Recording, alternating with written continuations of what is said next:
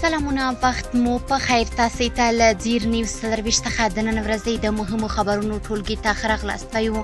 نن سټیشن بعد د 1404 هجري لمریز کال د چنګاښ 18مه چې د 2025 زیږدیز کال د جولای له 8مې سره برابر ده. زه شبنم وزیری یم او تاسو ته له زیر نیوز سرویس څخه د هیواد او نړۍ مهم خبرونه وړاندې کوم. خو په سر کې د مهمو خبرونو سرټکی. پاکستان یو ځل بیا په افغانستان تور لګولی چې دلته ترهګریزې ډلې شته دي. کابل د اسلام آباد دا ادعاوې رد کړي دي. د مولوي عبدالکبیر او په افغانستان کې د کډوالو نړیوال سازمان مشري لیدنه. دواړو لوریو له ایران څخه د راستنېدونکو افغان کډوالو د وضعیت په اړه خبرې کړي. په تیرو 24 ساعتونو کې د اسرایلو له لوري د 49 فلسطینیانو وژل کېدل. د غزې د روغتیا وزارت وایي لږ تر لږه 49 فلسطینیان چې 8 د مرستې غوښتونکي ووژل شوي او 222 نور ټپیان دي. او حوثي اغیانو په سره بحیره کې پر کښتۍ برید کړی، 3 کسان یې وژلي دي. د خبرونو تفصیل. پاکستان یو ځل بیا د ترهګرۍ پړه پر افغانستان واچوله.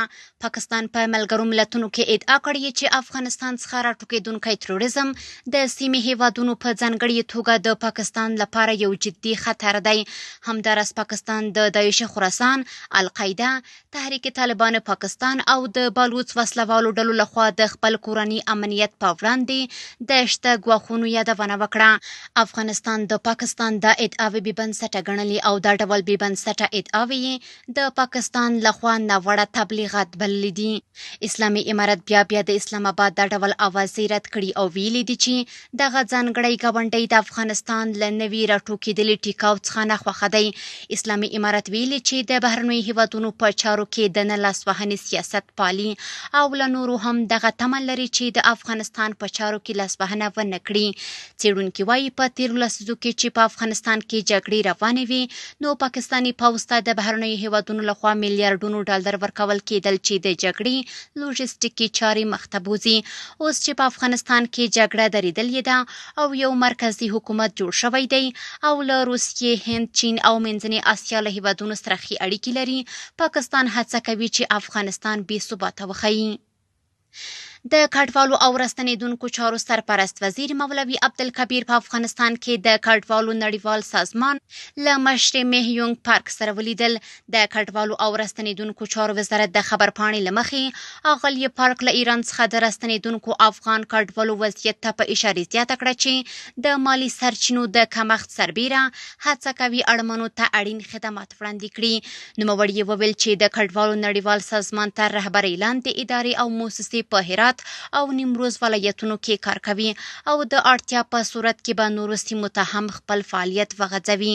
دغه راز مولوي عبدالکبیر وویل چې اسلامي امارت د هرات سربیره نیمروز ته صحي او نور خدمات رسوي او د خدماتو لپاره د نړیوالو لا ډیرو مرستو ته اړتیا ده. په تهران کې د اسلامي امارت سرپرست سفیر د ایران د بهرنیو چارو وزارت د قونسلي چارو له رئیس سره ولیدل. په ایران کې د اسلامي امارت سفارت وایي چې په تهران کې د یاد سفارت چارسمبالي مولوي فضل محمد حقانی د ایران د بهرنیو چارو وزارت د قونسلي چارو له رئیس مجتبی شستی کریمي سره ولیدل. د سفارت د خبرپاڼې له مخې په دې لیدنه کې د دواړو لوریو د افغان کډوالو د ستنېدو بهیر د همغږۍ او د هرات او خراسان رضوي ولایتونو د ګډې ناستې د هوکړو د څارنې په اړه بحث او خبرې کړي. د ملګرو ملتونو ادارو اندېښنه ښولې چې له ایران څخه د کډوالو یو مخیزه جبري راستنول به افغانستان ونشي زغملی، هغه هیواد چې له مخه له بېوزلۍ سره مخ دی.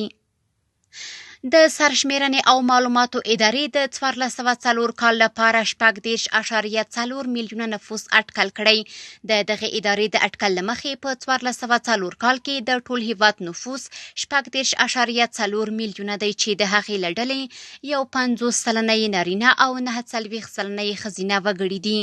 د وړاندې شویو شمېرو له مخې په یادو کسانو کې 15.6 میلیونه کوچي وګړي هم شامل دي. دغه راز شمېرنې ښیي چې د افغانستان په کچه تر ټولو زیات نفوس په کابل ولایت کې میشته چې شمیر یې 1.6 میلیون ته رسیږي چې له ډلې یې 3.1 میلیونه نارینه او 3.0 میلیونه یې ښځینه دي. له کابل وروسته دویم تر ټولو ډیر نفوس میشته ولایت هرات دی چې 3.2 میلیونه وګړي پکې میشت دي. د خواف هرات د اوسپنې پټلۍ څلورمې قطعې د لومړي فاز رغنیزې چارې 80% بشپړې شوي دي. د اسلامي امارت د ټولګټو وزارت ویاند محمد اشرف فقشنس وایي چې د خواف هرات د اوسپنې پټلۍ پروژه چې 4 برخې لري، 2 برخې یې د ایران هیواد اړوند او 3مه برخه یې د هرات ولایت تر روزنک سټیشن پورې رسیږي چې رغنیزې چارې یې بشپړې او ګټه اخیستنې ته سپارل شوي دي. د نوموړي په وینا 4مه برخه یې 2 فازونه لري چې لومړی فاز یې 43 کیلومتره او دویم فاز یې 43 کیلومتره په اوږدوالي سره د افغانستان د هرات ولایت صنعتي ښارګوټي ته رسیږي. د خواف هرات د اوسپنې پټلۍ د 4مې قطعې د لومړي فاز رغنیزې چارې د یو قزاقستاني شرکت سره قرارداد شوي چې د زیربنایي برخې 80% او د ریل نصبولو چارې یې 15% بشپړې شوي دي. په بامیان ولایت کې د اوبو رسولو 7 شبکې ګټه اخیستنې ته سپارل شوې. د بامیان ولایت د کلیو د بیا رغونې او پراختیا ریاست له لوري د دغه ولایت په مرکز او یکاولنګ 2 ولسوالۍ کې د څه باندې 3.4 میلیونه افغانیو په لګښت د اوبو رسولو د دغو شبکو د جوړولو او ترمیم چارې بشپړې او ګټه اخیستنې ته سپارل شوې. د یاد ریاست په وینا په دغو شبکو کې چې منبع یې چینه ده، د پاکو اوبو 6 ذخیرو جوړول چې هره ذخیره 60 متره مکعب وړتیا لري، د 107 شیردهانونو نښلول او 4000 مترو په اوږدوالي پایپ غځول شامل دي. د یاد ریاست په وینا یادو شبکو په بشپړېدو سره د مرکز او یادې ولسوالۍ 712 کورنیو د څښاک پاکو اوبو ته لاسرسی پیدا کړ. کورني خبرونه هم دومره وو، اوس هم ورځو د نړۍ حالاتو ته. اسرائیلو په 24 ساعتونو کې 49 فلسطینیان وژلي. د غزې د روغتیا وزارت وایي لږ تر لږه 49 فلسطینیان چې 8 یې د مرستې غوښتونکي وو په تیرو 24 ساعتونو کې د اسرائیلي بریدونو له امله وژل شوي او 262 نور ټپیان دي. ولسمشر ټرمپ او نتانیاهو د فلسطینیانو د نورو هیوادونو ته د لیږدولو پر یوه لنجمن پلان خبرې کړي دي. هغه پلان چې وار له مخه عربي هیوادونو لخوا د منلو وړ نه دی ګڼل شوی. دغه مهال په قطر کې د حماس او اسرائیلو ترمنځ غیر مستقیم مذاکرات هم روان وو. بل لور ته د اسرائیلو پوځ ویلي چې 15 سرتیري یې غزه کې په یوه برید کې وژل شوي. حوثي یاغیانو په سره بحیره کې پر کښتۍ برید کړی، 3 کسان یې وژلي دي. د اروپایي ټولنې سمندري ځواک نن وویل چې د یمن حوثي یاغیانو په سره بحیره کې پر یوې لیبریایي بیرغوالې سوداګریزې کښتۍ برید کړی چې 3 سمندري کارکوونکي یې وژلي او 2 یې ټپیان کړي دي. دغه برید د یوناني شرکت اړوند کښتۍ باندې شوی چې حوثیانو ویلي د دوشنبې په ورځ یې بله کښتۍ هم ډوبه کړې.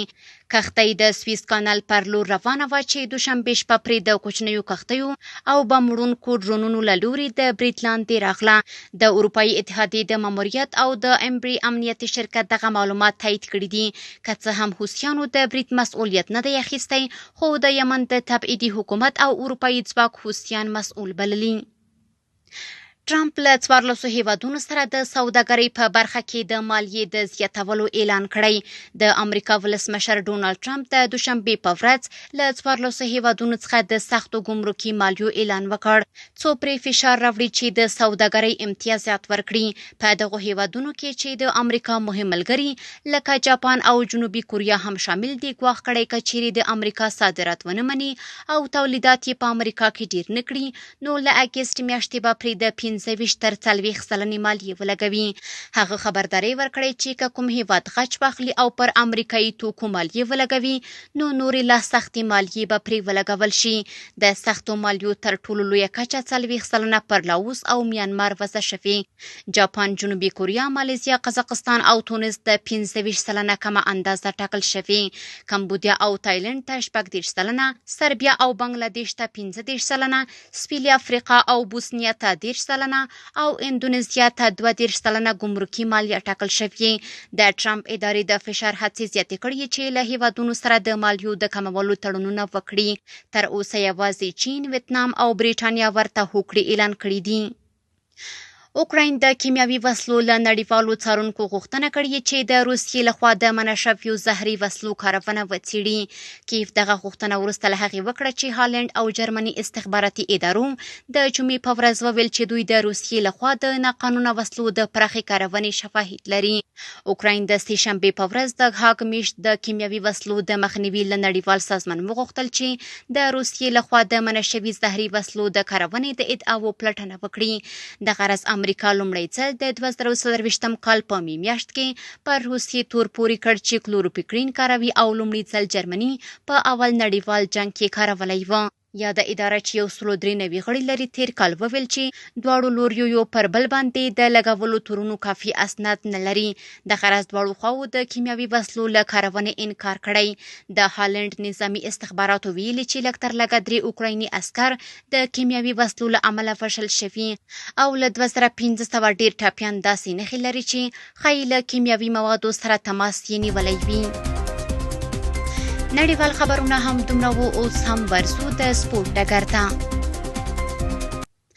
هندوکش سټرایکرز د واخان ملي شلوریز جام اتل شو. د افغانستان کرکټ بورډ ویلي چې هندوکش سټرایکرز د پامیر لیجنډز لوبډلې ته په یوه ویکټه ماتې ورکړه او د 2015 کال واخان ملي شلوریز جام اتلولي یې وګټله. پامیر د لوبې پچه وګټله او لومړی یې توپ وهنه وکړه چې 98 منټې یې هدف وټاکه. هندوکش لوبډلې د هدف په وروستي اور کې په یوه زړه راښکونکې سیالۍ کې پوره کړ. د افغانستان کرکټ لوبڅار حاجي بسم الله جان شینواری ومړ. د افغانستان کرکټ بورډ پرون په یوې خبرپاڼه کې ویلي چې د افغانستان او نړیوال کرکټ مجربه لوبڅار حاجي بسم الله جان شینواری د ورپېښې ناروغۍ له کبله ومړ. دغه راز کرکټ بورډ د ښاغلي شینواری مړینه یوه ستره او نه جبرانېدونکې ضایعه بللې. د پکتیا ولایت په زرمت ولسوالۍ کې د 14 لوبډلو ترمنځ د فوټبال سیالۍ د ډاکټر انعام کریمي لوبډلې په اتلولۍ پای ته ورسېدې. د یادو سیالیو پایلوبه کې د ډاکټر انعام کریمي لوبډلې د 3-4 ګولونو په توپیر خپلې سیالۍ مموزي لوبډلې ته ماتې ورکړه او د دغه سیالیو اتلولي یې وګټله. د کندوز ولایت په قلعه زال ولسوالۍ کې د 18 لوبډلو ترمنځ د والیبال سیالۍ د سوپر رویال اقتیپي لوبډلې په اتلولۍ پای ته ورسېدې.